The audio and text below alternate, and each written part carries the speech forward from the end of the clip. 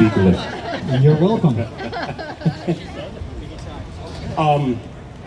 Thank you guys for coming, and thank you for the organizers for putting this together and supporting police officers and supporting the neighborhoods. Please give them a good welcome round of applause.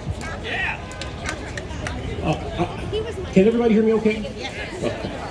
I'm not a political person. I try to stay out of politics as much as possible. I'm conservative. That's usually how I vote. But I try to stay principled. So I want to start with a story.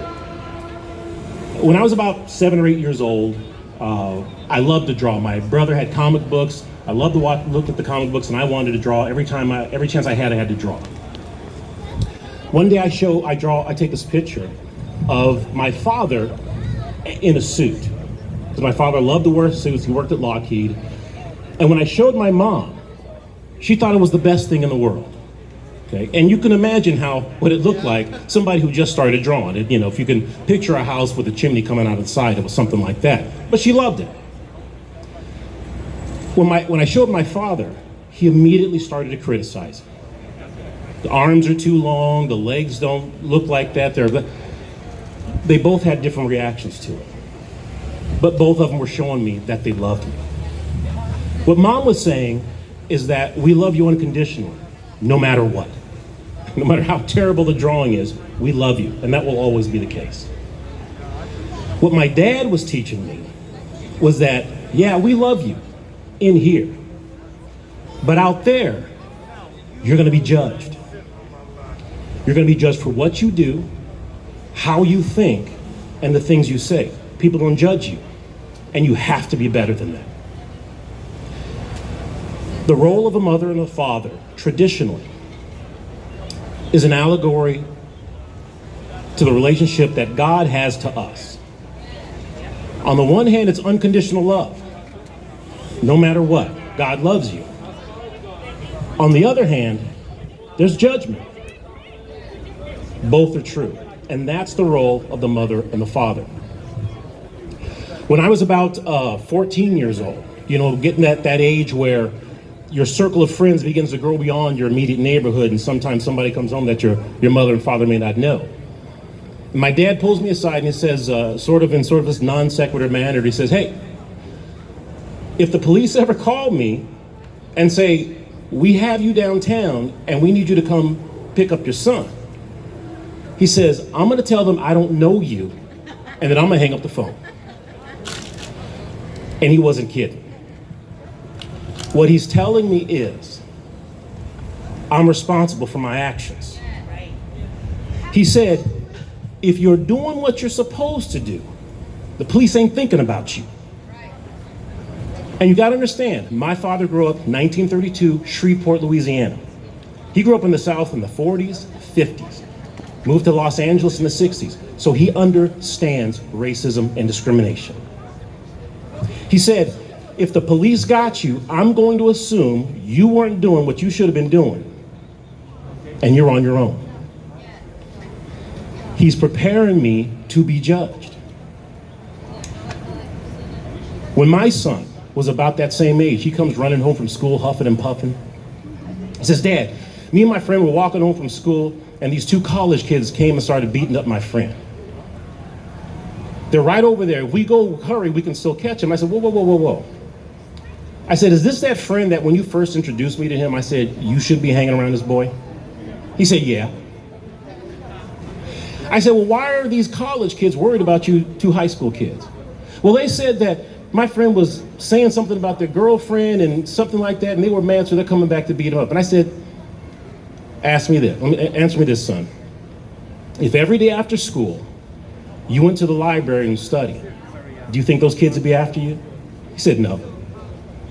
I said, if every day after school you went to football practice or the chess club or something else and then came straight home, I said, do you think these college kids would have been after you? He said, "No." And I said, "Remember that."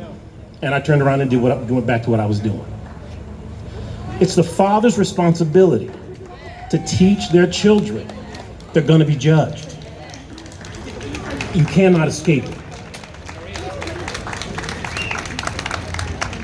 There have been two programs in the history of America that have systematically destroyed the Negro family. In the 1920s and the 1930s, joblessness and fatherlessness between the black community and the white community was almost indistinguishable. 9%, 10%, 11%. And then something happened. We got a minimum wage law. Now what the minimum wage law says is no matter what, you have to pay this amount of money. Now what blacks had done up until that time was that if you're gonna pay a white man this much money, we'll do the same job for less. And so blacks began taking jobs from white people. And guess what they did? We're gonna create a law that you're gonna have to pay us the same amount of money no matter what. Suddenly discrimination and racism becomes economically feasible. If I gotta pay somebody, I'm gonna pay the person I like rather than the person I don't like, if I gotta pay the same amount of money. So now you have young black men who may not have great education, who may not have great job skills, locked out of the job community. Simultaneously, you had another program, welfare. So while young black men can't get a job, you now have the government paying mothers of their children to keep them out of the house. So now they got no job and they got no family. What do you think is going to happen? Do you think crime might start to become a problem? Do you think drugs might become a problem? 7 out of 10 young black children grow up, don't even know who their father is. They don't know that the world's gonna judge them one day. What they've grown up believing is that everything I do, you should accept it. You shouldn't criticize me, no matter what I do. They haven't learned the part where you're gonna be judged for your decisions. The police aren't perfect. No organization is. And I'm gonna tell you a secret. You talk to a doctor, a lawyer, supermarket people, whatever, and you ask them and say, hey, judge, is there somebody that you know that's a judge who probably shouldn't be a judge? And you don't have to give me any names. You know what they'll tell you? Yeah. Police officers are no different. But here's the thing. We have decisions to make every day. That's what I told my son. If I find myself in the hands of the police, I'm gonna do what they ask me to do. And if I got a problem, I'm gonna get a name, I'm gonna get a number, and we'll talk about it later. You know, there's folks there ready to deal with that. An officer who's not doing the right thing. What I'm not gonna do is disobey them. And this is what I've told my son. I said, hey, listen, when the cops are going out and shooting kids that are studying in the library, I'm on that one. When somebody's at their job, working hard, and the police come in and start shooting them, I'm on that one. But if you're doing something that would likely draw the attention of the police, and you didn't have to, and now you don't want to deal with the results of that, I got no tears for you, I'm sorry. And I don't want nothing bad to happen to nobody. Anybody who dies is a tragedy. But just like if I turn left, none of the options on the right are available to me anymore. And if I turn right, none of those options are available to me anymore. So I got to choose what I want to do. That's what a father teaches a son. That's what a father teaches their daughter. What you're seeing today, in my opinion, I could be wrong. You've got a group of people who've been raised to believe that whatever they do should never be criticized. When somebody is killed by the police, you can't say, well, weren't they shooting at the police? You can't say that.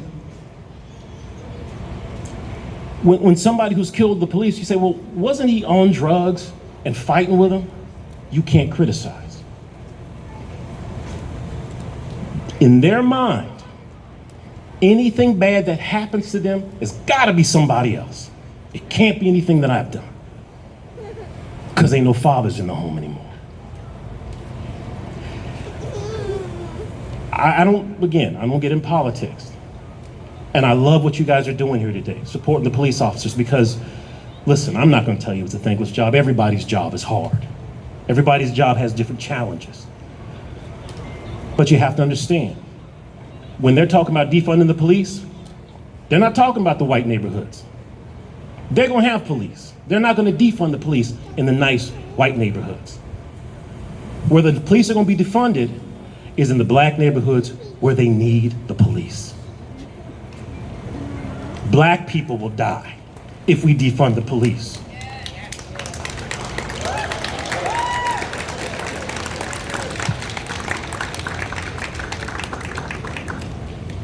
I believe that while we are divided, that's a relative term. I think, listen, we had a civil war and all kinds of stuff happened, so it's been worse.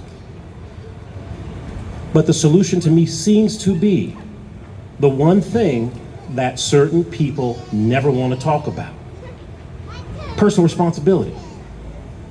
If I'm responsible for myself, and if I do what I'm supposed to do, I ain't got to worry about the police. So, again, that's all I have. There are two things that I think that are in utter peril in our country. First one is the idea of God. There are people in our country, for whatever reason, are desperate to get rid of the idea of God. The second one is fathers. No, I'm not a supporter of Black Lives Matter. I think it's Marxism in blackface. That's what I think it is.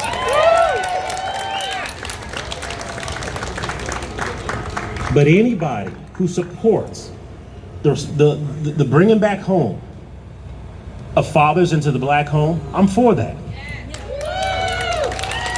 Anybody who supports everybody being responsible for your actions and being okay when it goes right and being okay when it goes wrong, because judgment ain't always bad. Listen, if you got a lot of money and very successful, that's judgment too. It's judgment that you've been making the right moves. But if your decisions put you in the wrong place, the fact that you have feedback that says you're not supposed to be doing it, the fact that you're dealing with the police, the fact that things aren't going right, is feedback telling you that you probably should make some different decisions. And if we remove that, how are we ever going to be right? How are we ever going to learn if anything I do is okay? Thank you very much for coming, and I appreciate everything you guys are doing for this organization, and I appreciate you guys supporting the police and America. Thank you.